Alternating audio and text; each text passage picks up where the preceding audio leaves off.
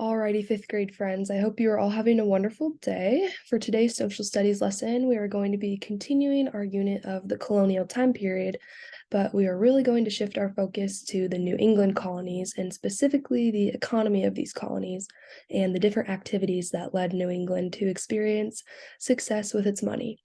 Just a quick reminder for today's lesson, you will need some writing utensils along with a blank sheet of paper. Before we dive into the main material of today's lesson, I want to give you all a chance to warm up your brains. So go ahead and take out a blank sheet of paper and some writing utensils. I want you guys to take 5 minutes here. Go ahead and set a timer.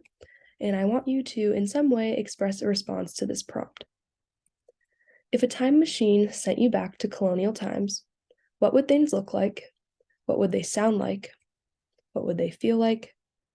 What would they smell like? And what would they taste like? You can either write or draw your response, or maybe a little bit of both, whatever suits you best. If any of you are struggling to get started, I will give you a little example. For looks, remember that these are colonial times, so if you were there, you probably aren't going to see giant skyscrapers, but maybe some stone or some simple wooden buildings.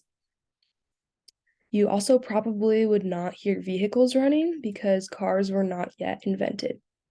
There are no right or wrong answers, just use your imagination and do your best to show me what you know. Go ahead and press pause on this video and take about 5 minutes to warm up your brains by responding to these questions. Alrighty, I would love for you guys to hold on to those responses and bring them to class tomorrow so I can see the lovely work you guys have done. I hope your brains are all warmed up. Let's get into today's lesson. After today's lesson, you will have the skills to be able to identify and describe the activities that led to economic success in the New England colonies. Before we begin learning about the economy, we are going to do a quick little refresher on what the New England colonies are called and where each one is located. Now, we know that the New England colonies are the furthest north out of all the original 13 colonies. There are only 4 colonies that are members of this New England club, so to speak, and they are New Hampshire, Massachusetts, Connecticut, and Rhode Island. Okay, and right here we just have another really helpful visual representation of the New England colonies as well as the colonies surrounding them. The New England colonies are the ones color-coded in that reddish pink color.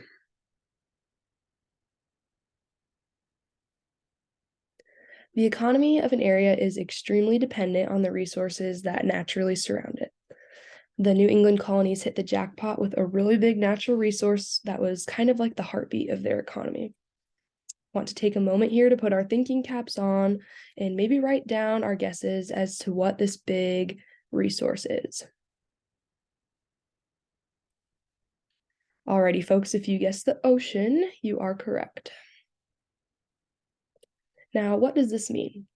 So the ocean provided a plethora. Reminder, friends, this is one of our current vocabulary words, meaning a large or excessive amount of resources. Of course, fishing was a big part of this.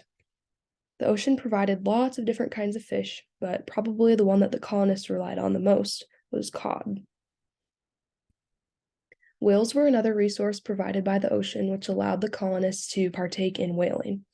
The colonists would use the whales they hunted to produce oil. Now, I want you guys all to keep in mind that this is illegal now in the United States, and whales can no longer be hunted legally, which is a very good thing. Trapping was not necessarily provided by the ocean, but it was just another way the colonists were able to take advantage of the land and the animals living there. Oftentimes, animals that were trapped were used for food, as well as creating clothing, furniture, or tools.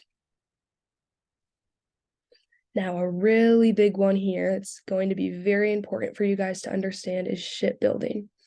Now, shipbuilding was really important because it opened the doors for colonists to travel, which made trading possible, which we will go into a lot more detail on later in this lesson.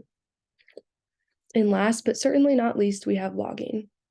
Logging made it possible for many buildings to be built, and it also ties directly into what we just talked about with building ships because logging supplied lumber for many of these different infrastructures to be possible. Okay, so we just covered quite a bit of information in relation to the different resources colonists living in New England had available. But why were these resources important to the economy? Simply put, people needed them.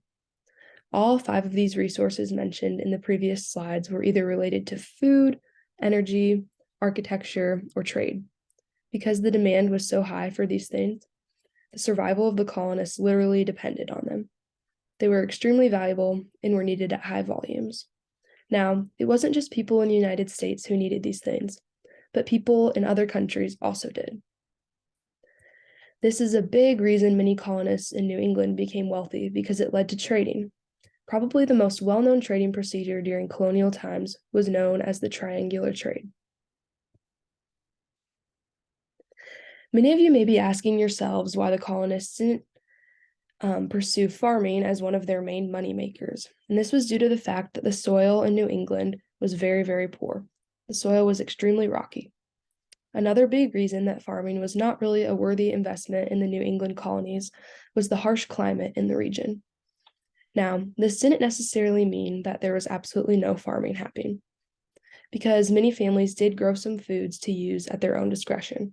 But farming was not a big enough moneymaker for these colonies because the conditions were simply not reliable enough to invest a lot of time and money into farming.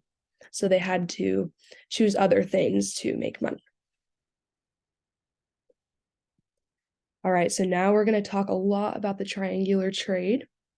We know that triangles have 3 points, as did the triangular trade method. These 3 points were the 3 different places that traded with one another. These locations were New England, which we've talked about a lot, the West Indies, which is Europe, and Africa. New England colonists shipped raw goods to the West Indies. The West Indies shipped manufactured goods to Africa. And keep in mind, this took place between the 1500s and the 1700s, when slavery was unfortunately still legal. So Africa traded slaves to New England. The cycle continued a lot, and many received a lot of profit from it. Shipbuilding was a large part of this because without ships, there was absolutely no possible way of efficient trading during this time because they couldn't cross oceans without ships.